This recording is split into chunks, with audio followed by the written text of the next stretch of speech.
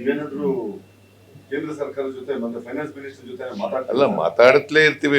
ಅಲ್ಲ ಸರ್, ಈಗ ಬಜೆಟ್ ಯಾಕಂದ್ರೆ ಮತ್ತೆ ನೋಡಪ್ಪ, ಇರೋದ್ರಿಂದ ನನಗೆ ಹೇಳ್ಬಿಡ್ತೀನಿ, ಕೇಂದ್ರ ಸರ್ಕಾರದ ಮೇಲೆ ವಿಶ್ವಾಸ ಇಲ್ಲ, ನಿರೀಕ್ಷೆ ಇಟ್ಕೊಂಡಿಲ್ಲ ನಾನು. ಆದರೂ ನಮ್ಮ ಒತ್ತಾಯ ನಾವು ಮಾಡೇ ಮಾಡ್ತೀವಿ. In the interest of the state ಒತ್ತಾಯ ಮಾಡೇ ಮಾಡ್ತೀವಿ. ನಮ್ಗೆ ಆಗಿರ್ತಕ್ಕಂಥ ಅನ್ಯಾಯಗಳನ್ನ 16ನೇ ಹಣಕಾಸಿನ ಆಯೋಗದ ಮುಂದೆನೂ ಹೇಳ್ತೀವಿ, ನಿರ್ಮಲಾ ಸೀತಾರಾಮನ್ ಮುಂದೆವರು ಹೇಳ್ತೀವಿ, ಪ್ರಧಾನಮಂತ್ರಿ ಮುಂದೆನೂ ಹೇಳ್ತೀವಿ. ಸರ್, ಈಗ ಜನ ಕೇಂದ್ರ ಸಚಿವರನ್ನ ಏನ್ ಪ್ರಶ್ನೆ ಮಾಡ್ಬೇಕು ಸರ್? ಸದ್ಯಕ್ಕೆ ಈ ಬಜೆಟ್ ನೋಡಿ ಜನಗಳು ಏನ್ ಕೇಳಬೇಕು? ಕೇಂದ್ರ ಸಚಿವರ ಬಳಿ ಏನ್ ಕೇಳಬೇಕು? ಕರ್ನಾಟಕಕ್ಕೆ ಚೋಕ್ ಕೊಟ್ಟಿದ್ದೀರಿ ಅಂತ ಕೇಳ್ಬೇಕು.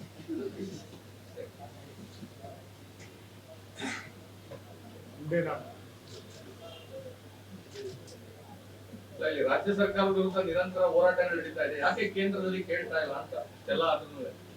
ಆಯ್ತಪ್ಪ, ಜನ ಆರ್ಸ್ ಕಳಿಸಿದಾರಲ್ಲ, ಹೆಚ್ಚಿನ ಸಂಸದರಿದ್ದಾರೆ. ಎಷ್ಟು ಜನ ಆರ್ಸ್ ಕಳಿಸಿದ್ದಾರೆ?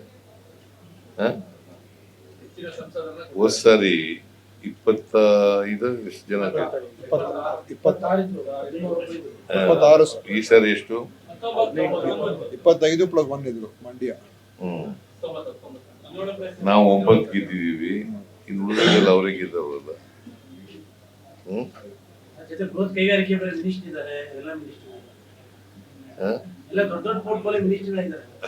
ಕೇಂದ್ರ ಸಚಿವರು ರಾಜ್ಯದವರೇ ಇದ್ದಾರೆ, ರಾಜ್ಯದ ದೊಡ್ಡ ದೊಡ್ಡ ಪೋರ್ಟ್ಫೋಲಿಯೋ ಇದೆ.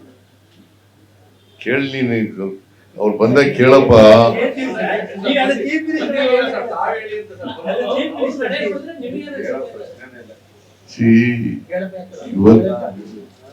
ಇವತ್ತಿನವರಿಗೆ ಒಂದು ದಿನ ಬಾಯಿ ಬಿಟ್ಟಿಲ್ಲ ಇವರು. ನಮ್ಮ ಬಿಜೆಪಿಯವರಾಗಿರ್ಬೋದು, JDS ನವರಾಗಿರ್ಬೋದು, ಒಂದು ದಿನ ಬಾಯಿ ಬಿಟ್ಟು ನಮ್ಗೆ ಅನ್ಯಾಯ ಆಗಿದೆ ಅಂತ ಹೇಳೇ ಇಲ್ಲ ಇವರು.